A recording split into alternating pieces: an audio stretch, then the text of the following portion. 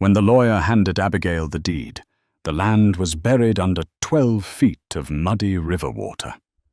Everyone told her to walk away. They called it a worthless, drowned graveyard. But what the flood destroyed on the surface, it washed away to reveal a century-old secret underneath. The mahogany conference room at Henderson and Boyle smelled of lemon polish and quiet defeat. Abigail Preston sat in a stiff leather chair, staring at the brass nameplate on the desk. Opposite her sat her older brother, Marcus, incessantly tapping his Rolex against the glass tabletop, a nervous habit he had developed only after he'd married into money and decided everyone else was moving too slowly. "Read the codicil again, Richard," Marcus demanded, his voice tight with irritation. Richard Boyle, an estate attorney who looked as though he hadn't slept since the late 90s, pushed his wire-rimmed glasses up his nose. "It is quite clear, Marcus. The liquid assets, totaling $42,000, the mutual funds, and the vintage Chevrolet are left to you. The entirety of Oakhaven Farm, all 214 acres in Bellerive County, is left to Abigail." Marcus let out a sharp, incredulous laugh. "Oakhaven? Are you kidding me? The levee broke 3 weeks ago. The entire property is at the bottom of a lake, right now. It's a total loss. FEMA is practically condemning the whole valley." Abigail kept her eyes on the folder in front of Richard. She didn't say a word. She was 34, fresh out of a brutal, financially devastating divorce from a man who had systematically drained her savings, and she was currently living in a cramped second-floor apartment that smelled faintly of boiled cabbage. To her, 200 acres of anything sounded like a kingdom, even if it was currently underwater. "Grandpa Arthur knew what he was doing," Abigail said softly, her voice raspy from crying the night before. Arthur Preston had been the only father figure she'd ever truly known.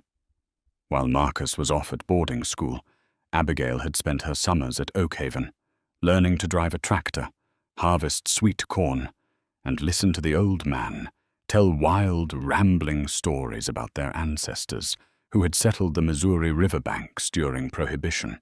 "What he was doing was losing his mind," Marcus snapped. "Abby, listen to me. The property is ruined. The farmhouse is submerged up to the gutters. The soil is contaminated with river sludge. You can't farm it. You can't live on it. And the county is going to start levying fines for the environmental cleanup the second the water recedes." "It's my problem now, Tommy," she replied, refusing to look at him. "Actually," Richard Boyle interrupted gently, sliding a crisp, white envelope across the table toward Abigail, "there is an alternative. A land development firm, Apex Holdings, has been making aggressive bids on flooded properties in the Bellerive Basin. They approached us yesterday. They are willing to offer you $50,000 for the deed as is. No cleanup required on your part." Marcus leaned forward, his eyes gleaming. "Take it, Abby. 50 grand. It's a lifeline. You're drowning in legal debt from the divorce. Pay off your ex's car note, get a decent apartment, and wash your hands of that muddy swamp." Abigail stared at the envelope. $50,000 was a fraction of what the land was worth dry. But as a flooded wasteland, it was a miracle offer. But something felt wrong. Why would a corporate holding company want 200 acres of contaminated, submerged farmland? She thought of her grandfather's calloused hands, the way he would look out over the cornfields at dusk, puffing on his pipe. "The dirt remembers, Abby," he used to tell her. "People lie, paper burns, but the dirt holds on to everything you bury in it." "Who is the representative for Apex Holdings?" Abigail asked. Richard checked a secondary file. "A Mr. Gregory Finch." Abigail frowned. She didn't know the name, but the urgency of the offer felt predatory. They were circling her like vultures before the body was even cold. "I'm not selling," Abigail said, her voice finding its steel. Marcus slammed his hand on the table. "You are an idiot! You always were overly sentimental, Abby. You're going to bankrupt yourself holding on to a swamp." "It's my swamp," she said, standing up and taking the deed from the table. "Thank you, Richard. I'll be in touch." 2 hours later, Abigail parked her battered Honda Civic on the shoulder of State Route 47. She stood by the guardrail, the harsh afternoon sun beating down on her neck. Below her, where the sprawling green expanse of Oak Haven Farm used to be, there was only a vast, terrifying expanse of brown water.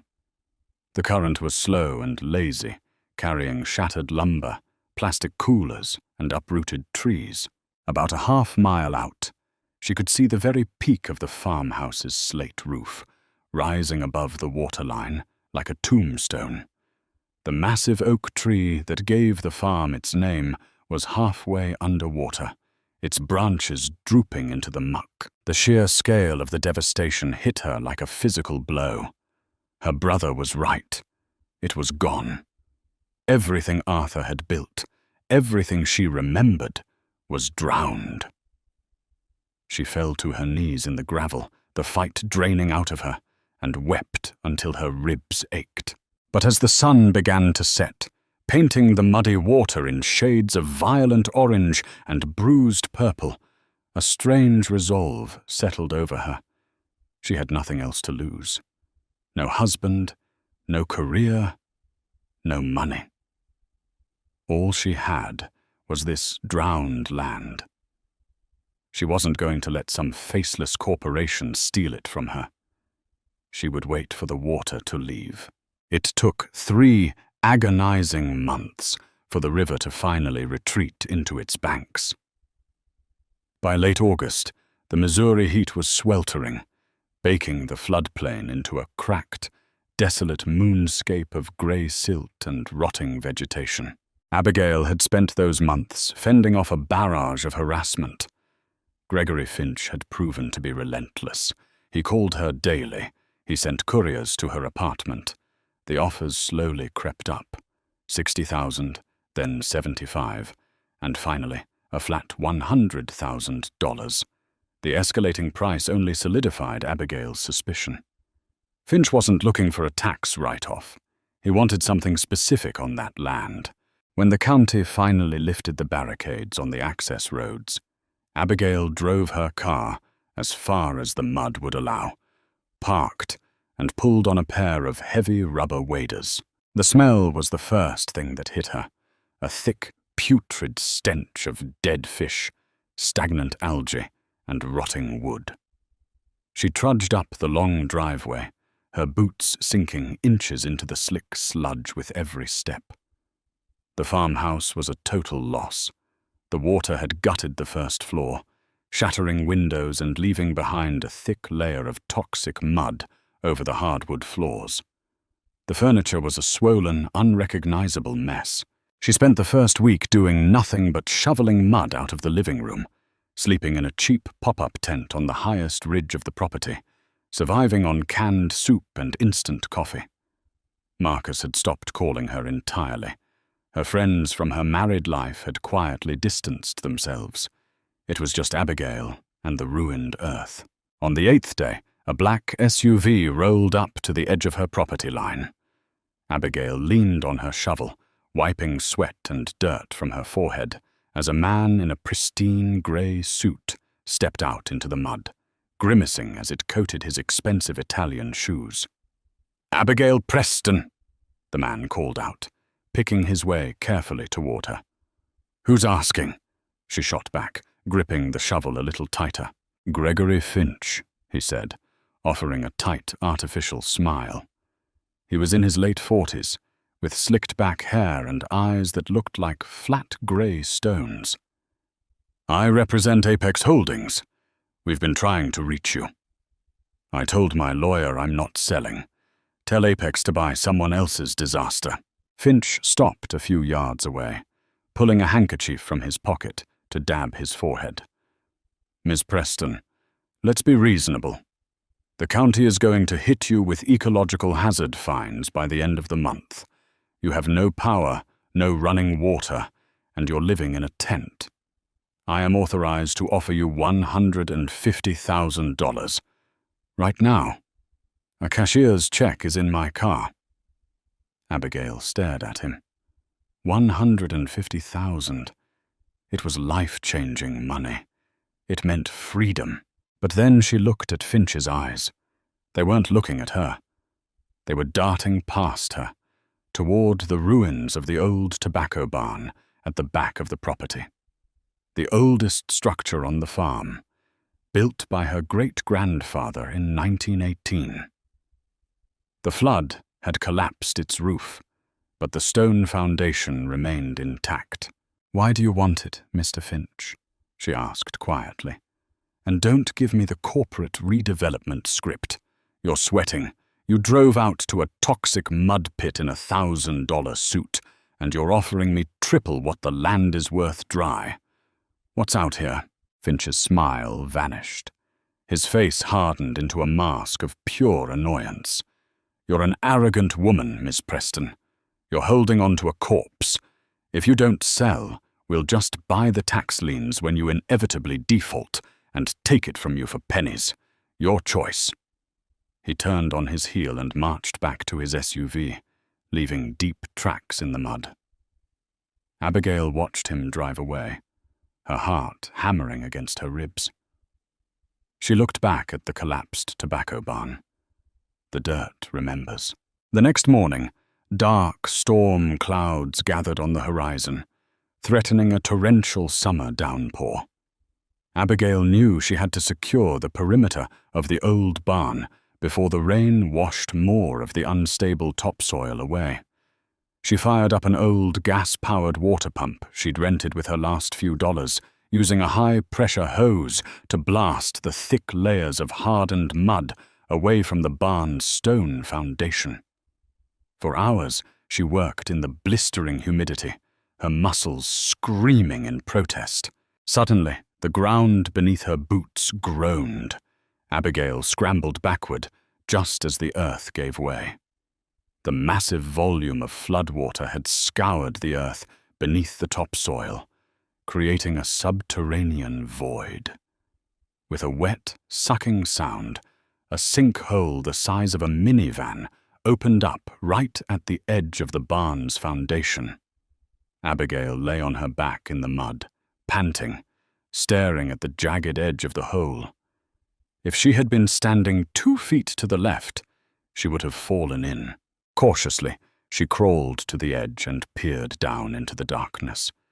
She expected to see broken pipes, or perhaps an old septic tank. Instead, the high-pressure water from her hose had washed away a century of dirt to reveal smooth, reinforced concrete. And set right into the center of the concrete was a massive, rusted steel vault door, complete with a heavy, spoked locking wheel. Abigail's breath caught in her throat. This wasn't a root cellar. This was a subterranean bank vault, hidden directly beneath the barn.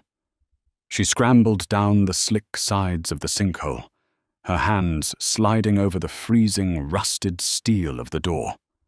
The locking wheel was seized with decades of rust and mud. She grabbed her crowbar from her tool belt, wedged it between the spokes of the wheel, and threw her entire body weight against it. Nothing.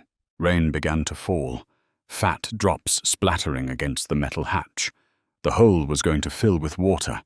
If she didn't open it now, it might be buried forever. "Come on!" she screamed, driving the heel of her boot against the crowbar with all her might. With a deafening crack that sounded like a gunshot, the rust seal broke. The heavy wheel spun, grinding against its ancient gears. Abigail grabbed the locking latch and pulled upward. The heavy steel door groaned, resisting for a moment, before swinging outward with a rush of stale, incredibly cold air. Abigail clicked on her heavy-duty flashlight and shone the beam into the dark abyss. Her hands began to shake uncontrollably. The beam of light illuminated a sprawling, concrete-lined room. It was bone dry, sealed perfectly against the flood by the heavy door. Stacked against the far wall were dozens of wooden crates, stamped with faded Canadian shipping logos from the 1920s. But it wasn't the crates that made her drop to her knees. Arranged neatly on a heavy iron table in the center of the room were 5 weathered leather satchels. The leather had degraded, splitting open at the seams. Spilling out of them, glinting dully in the flashlight beam, were dozens, no hundreds, of solid gold ingots. Abigail reached out, her trembling fingers brushing the cold, heavy metal of a gold bar. It was real. It was impossible. But it was real. Her grandfather's stories about their bootlegging ancestors weren't just tall tales.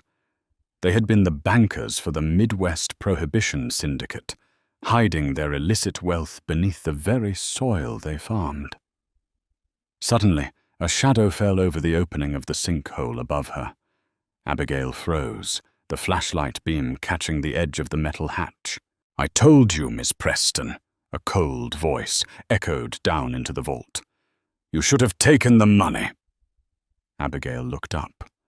Standing at the rim of the sinkhole, silhouetted against the stormy sky, was Gregory Finch, and he was holding a gun. The heavy summer rain began to fall in earnest, slicking the sides of the sinkhole and turning the clay into a treacherous, icy slide. Abigail froze at the bottom of the concrete pit, her flashlight beam illuminating the rusted steel hatch, the gleaming gold, and finally, the dark silhouette of Gregory Finch looming above her. The gun in his hand was a compact, matte black Glock. It didn't tremble. "I have to admit, you have far more grit than your brother, Abigail," Finch called down, his voice barely rising above the drumming rain. "Marcus would have folded the second I offered him 50,000. But you had to dig." Abigail's mind raced, her heart pounding against her ribs like a trapped bird. She slowly lowered the flashlight so it wasn't blinding him, but kept the beam angled enough to see his face. "Apex Holdings isn't a land development firm, is it?" Finch let out a short, humorless laugh. "Apex is a shell corporation I registered in Delaware 3 years ago, specifically for this property.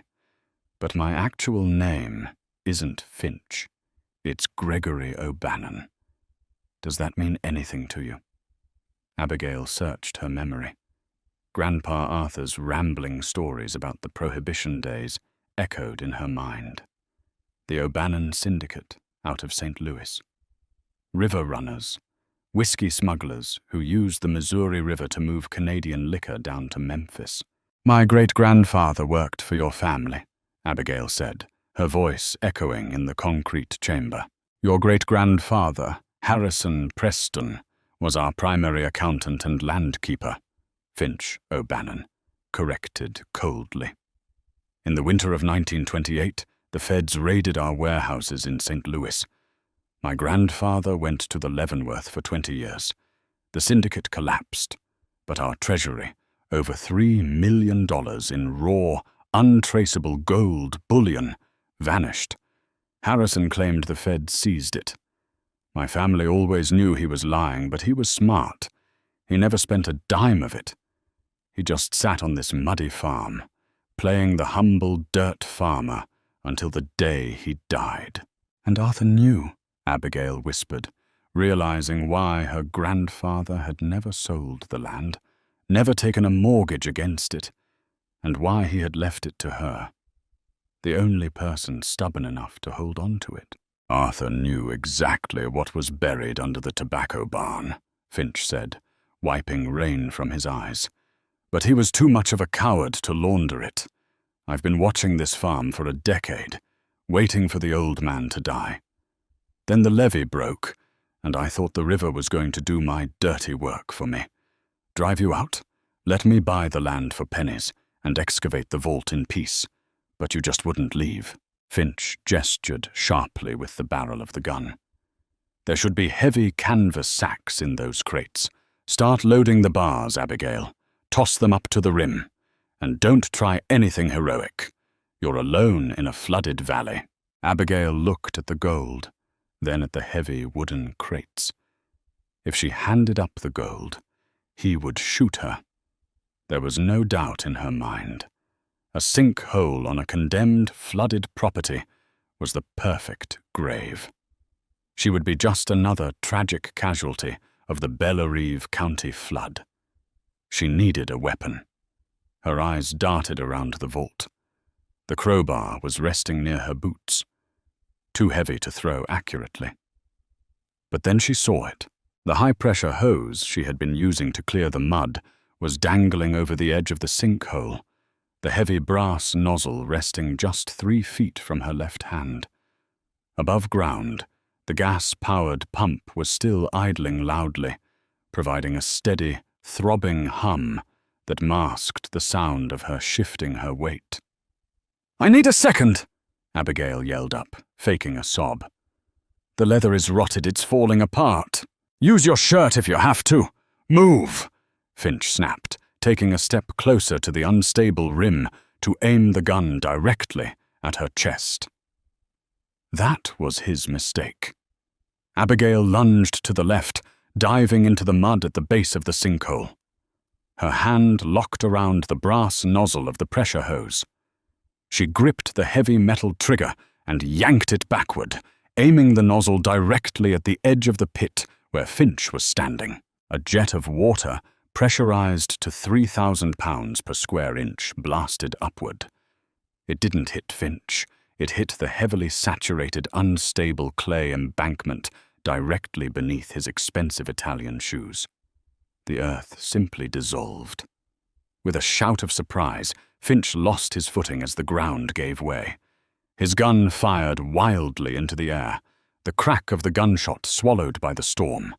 A massive wave of mud, water, and roots collapsed inward. Abigail pressed herself flat against the heavy steel vault door as a landslide of debris crashed into the pit. Finch tumbled down the embankment, screaming as he slammed hard into the concrete floor of the vault, his leg twisting beneath him with a sickening crunch. The gun flew from his grip, skittering across the wet concrete into the dark corner of the chamber. For a second there was only the sound of the rain and the idling pump. Finch was groaning in agony, clutching his shattered femur. Abigail didn't hesitate. She scrambled over the pile of collapsed mud, grabbed her crowbar, and stood over him, her chest heaving. She didn't look like a broken divorcee anymore. Covered in river sludge, her eyes wild, she looked like the guardian of Oakhaven.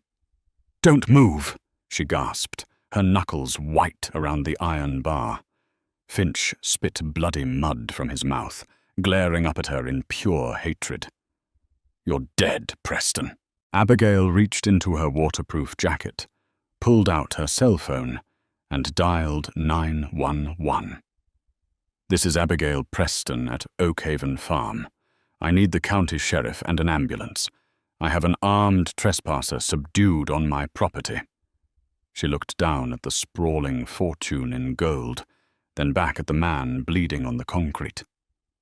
"And tell Sheriff Miller he's going to want to call the FBI."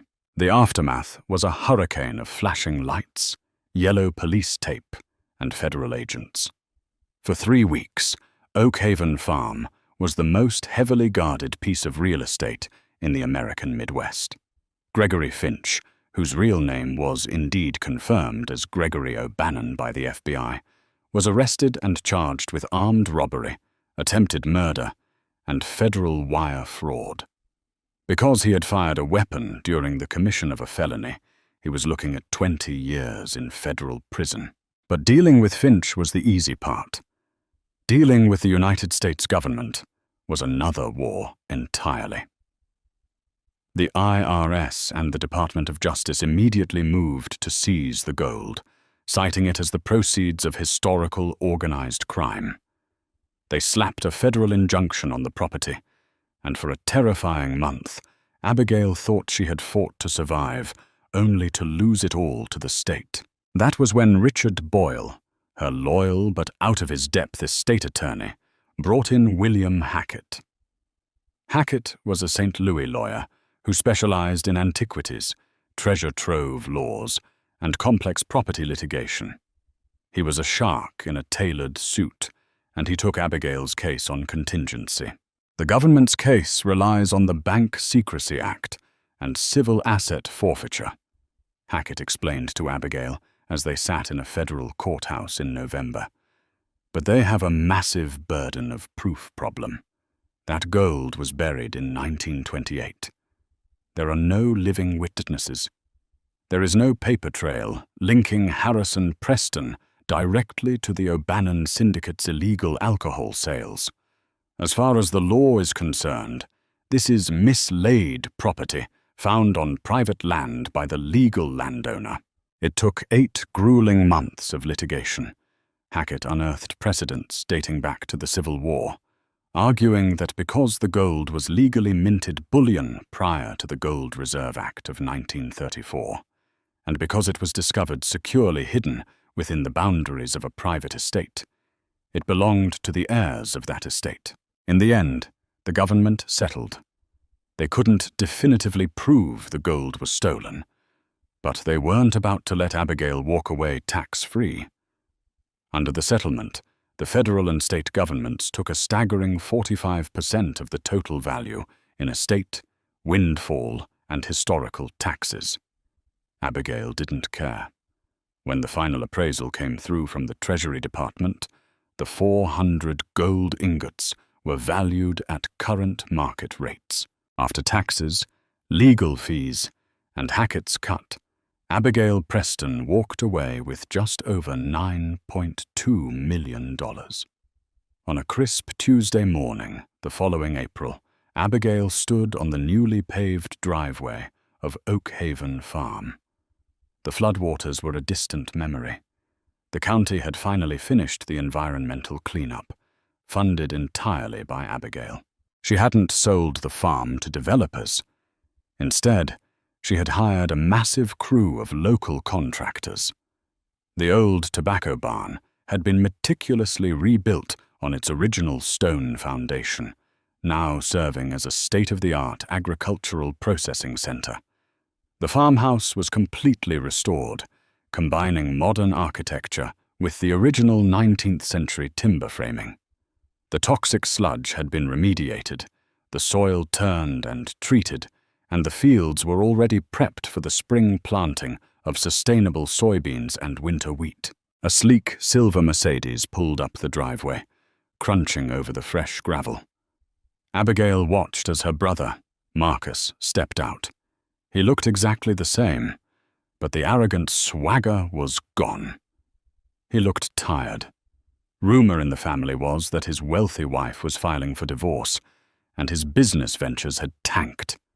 He walked up to the porch, his eyes scanning the massive, multi-million-dollar renovation of the property he had once called a drowned graveyard. "Abby," Marcus said, offering a tight, uncomfortable smile. "Place looks incredible. You really pulled it off." "Hello, Tommy," she said, leaning against the wooden railing. She didn't invite him inside. "Listen," Marcus started, rubbing the back of his neck. "I know we had some harsh words at the lawyer's office last year. I was just stressed. But we're family. And honestly, I'm in a bit of a tight spot right now.